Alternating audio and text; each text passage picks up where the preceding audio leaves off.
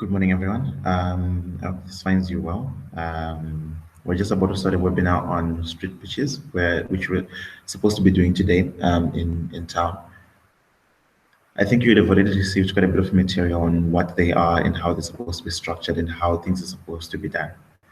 But I thought I would take you through. Sorry about that. I'll take you through. There's a bit of feedback, I think. I'll take you through the material that I was talking about that you should have already received by now. And sort of just try and give a bit more information and background and just generally help you understand how they're supposed to be undertaken and why they're supposed to be undertaken and why we're doing this. You see, when you look at startups and how things have been built so far, I believe we've borrowed a lot of concepts and methodologies from first world countries in terms of how startups are structured, how they're built, how pitches are even done, right? The entire structure, the whole thing to do with elevator pitches, and which is well and fine. But then when you're building a technology company or leveraging on some form of technology, especially in the African context, just having that technology isn't enough. It finds value when it has contextual applications. So it's not that you have cool technology and algorithms, it's how those algorithms are making people's lives simpler, better, cheaper, faster, and more efficient. And so it only makes sense within the context or in which it is being used. And so when you look at the pitches that startups sometimes give as founders at events and things like that, you find that a good number of them sort of go or lean towards highly technical statements or your general buzzwords with regards to how things have been pitched out there, right? But you're trying to build a product for the African context. So you sort of have to figure out how to make sure that people within our environment actually understand what this is about and how it's supposed to work and how it applies to them. So our trying to do startup street pitches it's an effort to help founders figure out a way to communicate their value, to communicate their startups to individuals on the street. So these are the average Zimbabweans who are going about their day. They might not understand what startups actually are about or what technology is. They understand their problems and they understand what they're willing to pay for and what they think is rubbish. I mean, we've had a lot of arguments about how a lot of people think that, most tech entrepreneurs believe that apps will solve everything, right? So an application in itself is not the solution, it's just the means, it's the channel through which you're supposed to deliver your value. So street pitches are essentially meant to force or help founders get to that point where they're able to distill and crystallize their value and their pitch into a very simple and basic form of sort of language structure that even the layman can understand. And then from there, it sort of helps them then build a more complicated or a variant pitch depending on their different contexts. So whether you're pitching to an investor or you're not pitching to, to a potential partner or whatever it is. The other thing is as well is that, so we've been doing pitch nights, I think this is the second month. And as we prep founders for this, we realize that founders are generally very nervous because they feel there are a whole lot of factors, right? So they feel that they're going to be judged, or they're trying to understand how the audience is going to react and things like that. It is my firm belief that by doing street pitches, you also get to a point where you realize that the pitch in itself isn't about you. It's about the value that you're creating. So now you're going to pitch to, 50 strangers, right? And you're trying to get them to either sign up or to give you some form of currency, be it an email address or a sign up or whatever it is. But by doing so, you're going to realize that these people really care more about what you're saying. And if they're actually stopping to listen to what you're saying, it's because they believe that you have some value that you have. So it's not about you and how you look and how you sound, but it's more about what you're saying and how you're saying it and how straightforward and to the point it is. So that's sort of part of what we're trying to do. And it's also, I think, an effort to try and get more of the community within Blired involved in what these entrepreneurs and the startups are doing, because so far it has been a very closed ecosystem. So as we begin to interact more with the public, we sort of get to understand what problems they are facing and build solutions that these people actually want to use. So I'm going to just share. I'm going to share my screen just now. All right. So, and then I'm just going to go through the slides this way. So, this first document is basically talking about what street pitches are and how we're kind of going to be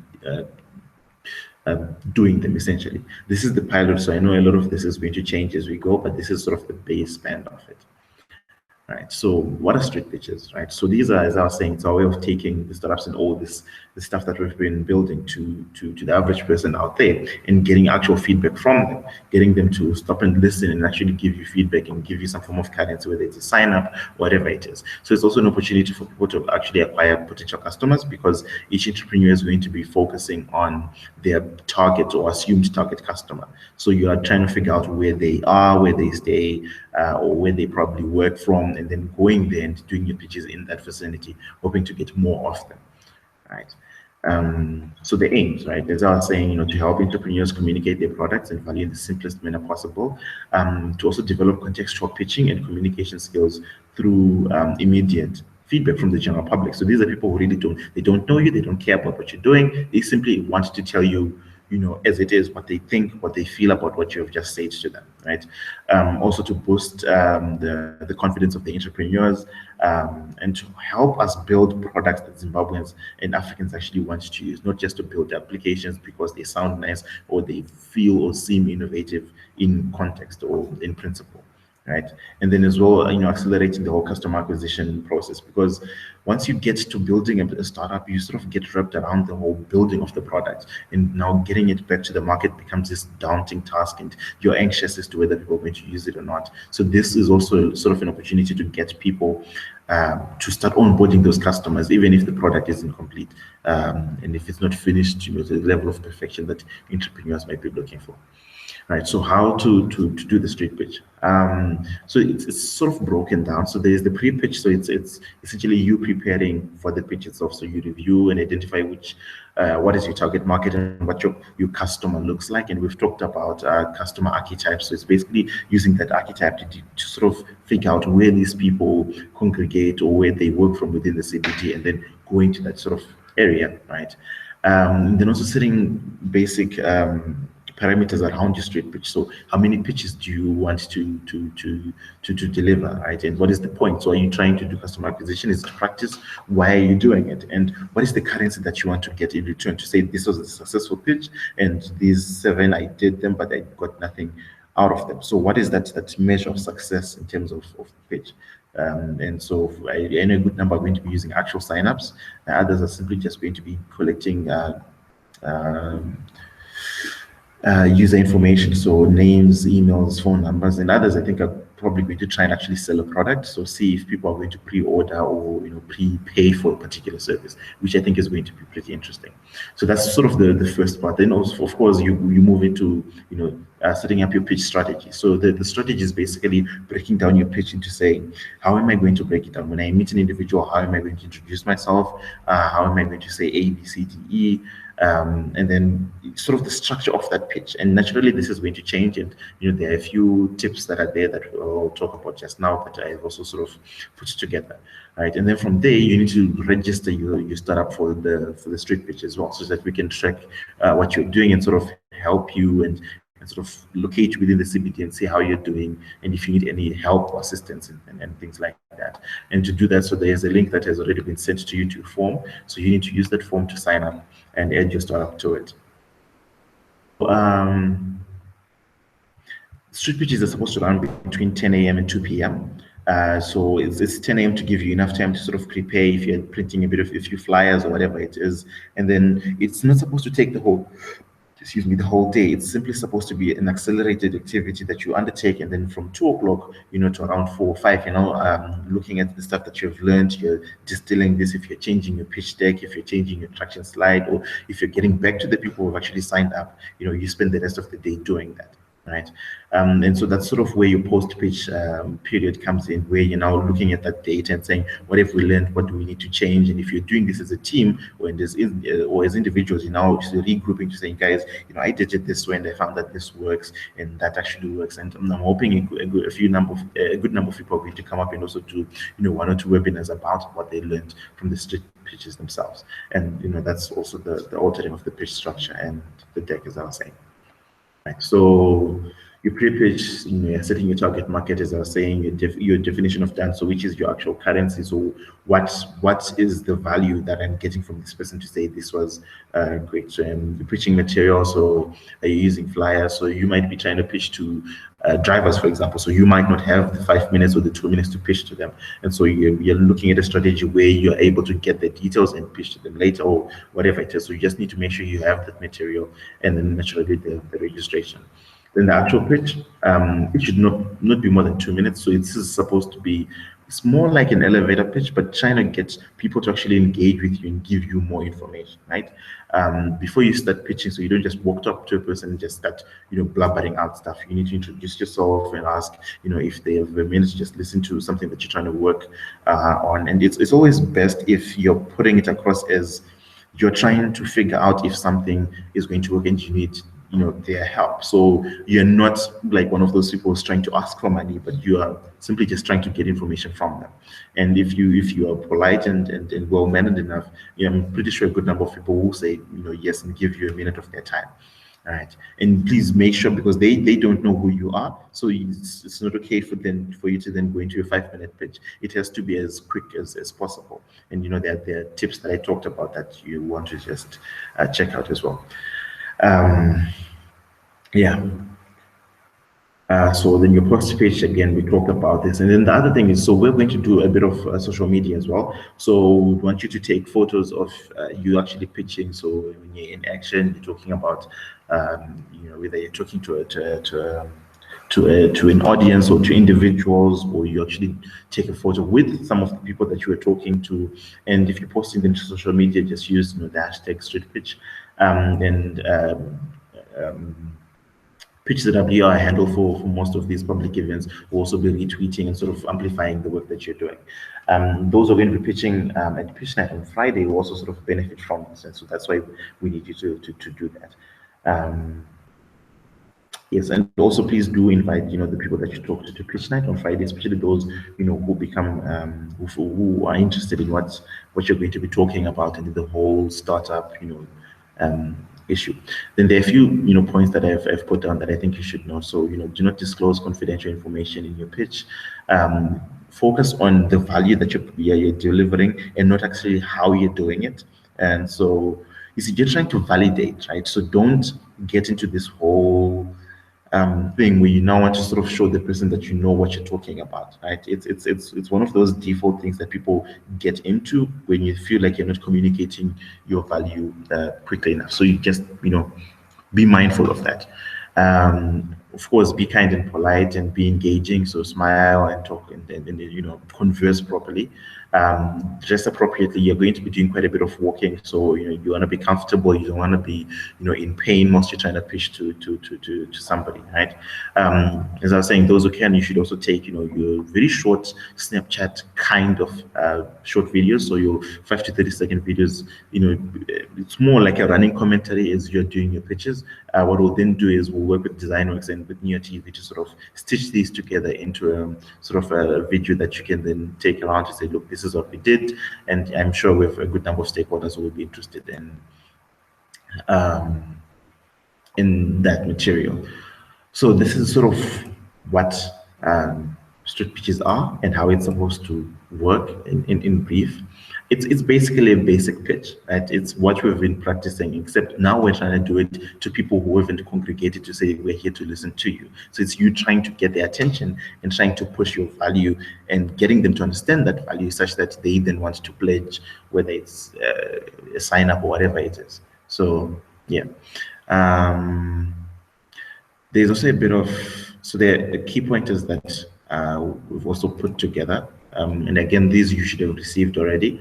I'll just sort of skim through them, through some of them at least. But please do go through each and one of them, and each and every single one of them, and sort of read and understand them. If you have any questions, feel free to ask in the communities.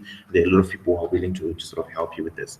So the issue about qualifier questions. So you're hanging out in an area where you think your target customers are, right? But before you go into your 1 minute of pitching to somebody who doesn't even care about your startup or isn't affected by the problem you're trying to solve, you kind of need to start by asking qualifying questions, right? To understand whether they actually fit, your target market. If they do, then you proceed with your entire pitch. If they don't, you can still ask a few more questions to get sort of their opinion or what they might understand, albeit the fact that they're outside of the situation that you're trying to address or solve. And also be very natural. So don't sound like you've crammed your entire pitch. People want to connect with you as an individual, so always be natural and be within your element, right? So dish the details. So don't go into detail about how it works and where it's coming from and all of that. Just straight to the point. And if they want to know more, then they will ask you to say, what do you mean about this and where is this coming from and all of that. And again, you don't want to divulge a whole lot of stuff.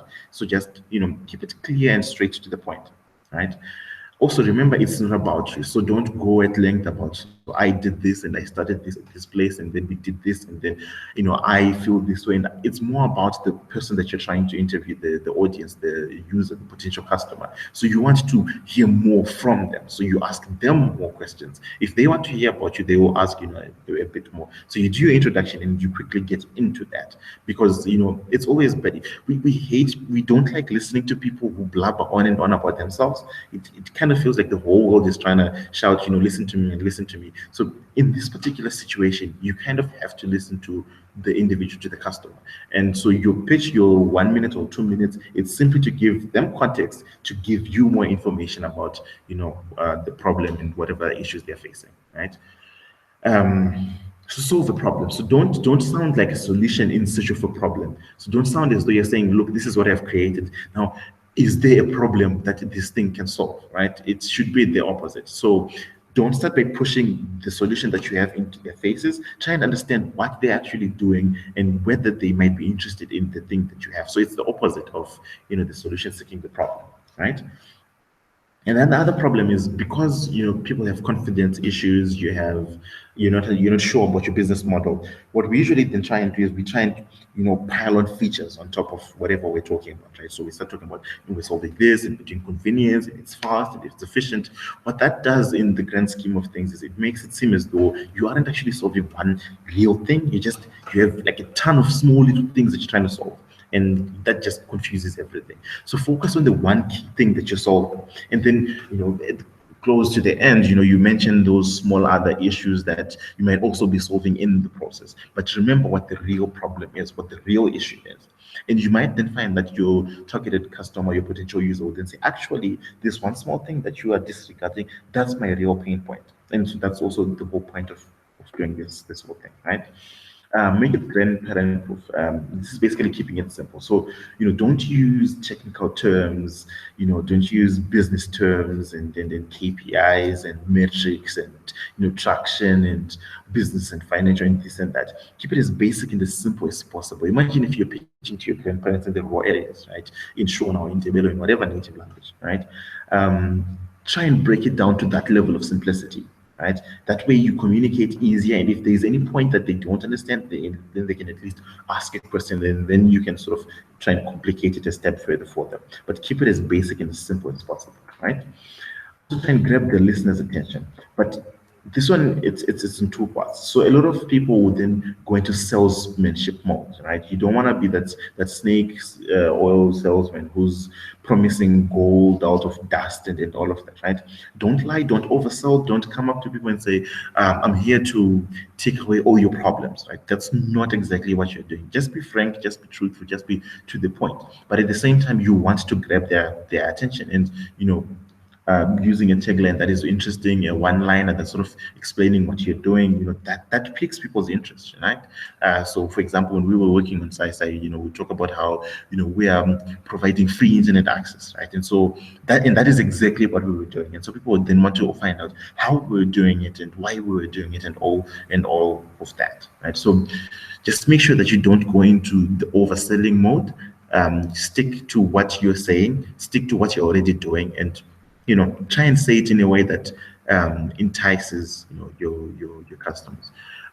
So make them care, right? You see, You're talking about something that has happened to you, you're relating to it, right? So make them also feel like this is something that might affect them or that they should care about. Because when they do that, then they give you more information, right? And naturally, once they start listening to you, the one person that might be going through their brains is, what is in it for me? So why should I be interested in this thing? So make them care, show them that what you have is a solution to a problem that they have, and they should care about this, and they need you to actually solve this problem, right? So also have different pitches. So you are going to meet people who are of different levels of literacy, different levels of appreciation of these things. So you might want to have slightly different pitches. So for your very layman person, for your businessy kind of person, and all of that. And this sort of helps you because as you go on, you're going to have different networking events where you're meeting different people. How you pitch to a partner, how you pitch to a client, how you pitch to a supplier, how you pitch to an investor. It's all very different. So you need to sort of begin to sort of develop, your different pitching strategies and even formats as well, right? Smile, but also shut up, right? And the reason why this is important is, you see, when you're smiling, you're more inviting. So you're not looking at people as though you're interrogating them. You're inviting them and you're saying, look, I need your help. But once you're done with talking about your pitch, right, or about your value, whatever it is, then stop talking, because half the time you pitch really, really well, but somehow you're looking at the person's facial expressions and you feel like, maybe they didn't understand me. So you start going on and adding on more and more, material and information that's just now diluting the perfect pitch that you're given, in under 2 minutes. So if they don't understand, you ask, so is this clear, or do I need to, which parts did you not understand, and things like that. Be inquisitive, be the person who's willing to learn. Even if somebody says, look, I don't believe in what you're doing, it's fine. It's a learning process, right? Protect that. So we've already talked about this, right? And the other thing you should understand is the easiest way to steal IP is to act dumb, right? So you'll also find people who seem like they really don't understand what's going on, even if they do, because they simply want you to go on and on and on about what you're building. So you also want to be careful about, your IP, right? Remember that no one is as passionate as you. So you need to really sell what you're doing, right? A good pitch makes your heart race. One of those pitches where you go like, yeah, yeah, yeah, I feel this person, they're onto something. Even if I don't understand it, I kind of need to understand what they're doing, right? And that is important. So don't be like a lonely, kind of person. So carry your water, carry your mints, keep yourselves, hydrated and energetic, and deliver your pitch with that gusto and that vigor and that clear emphasis that is required of an entrepreneur, right? Focus on your purpose and not your history. So focus on the value that you're giving them, not exactly where you've come from. You can then talk about your history thereafter when you're not saying, also, we're doing this, we did this and this and this when they ask. But right out of the gate, focus on what you're doing and what you want to give, right? Be consistent and conclude with a call to action. So you're going to pitch to this guy and you're going to pitch to somebody else. Maintain consistency in what you're pitching and how you're pitching. And if you're pitching as multiple people, you also want to maintain that consistency, because when you get your $1 billion valuation, people are going to come up and be like, oh yeah, I remember this guy, he spoke to me in town. Or you're going to meet him, when you have your next client meeting, like, oh yeah, we met in the street. And you don't want to be that guy who's now selling a different story. So now you then seem like a liar. You seem like a person who's not as authentic, right? So stick to your story, stick to the simplicity, stick to the basics, and just tell it as it is. And lastly, close with a call to action. So would you use this application? If you're interested, do you want to sign up right now? Or can I have your contact details that I send you a small document about this? Or can I have your number? I just want to keep you updated as we develop this. So right now we're at this stage, but next week we're going to be at a different stage. So want to drop you an SMS to say, I check out this website, this is where we are now, or maybe the product is now in the store, kind of thing. So always conclude with a call to action and thank them for their time. Thank them for for helping you out. Invite them to pitch night so they come and interact and hear from other people, because I'm pretty sure this is going to pique a lot of people's interest. So that's in short the stuff that I sort of prepared. I hope this helps. If you have any questions, do inbox me, do email me, call me, whatever it is. But make sure you sign up such that we were able to give you support within the CBT. Remember, this is a pilot, so we're also going to be looking for information from you as founders, as members of our very exclusive community. on how we can make this better. So we want to do this nearly. We're going to do this with other people. We're going to do it out there at events. And this is a natural product that we're building that you're going to be selling as we continue going forward.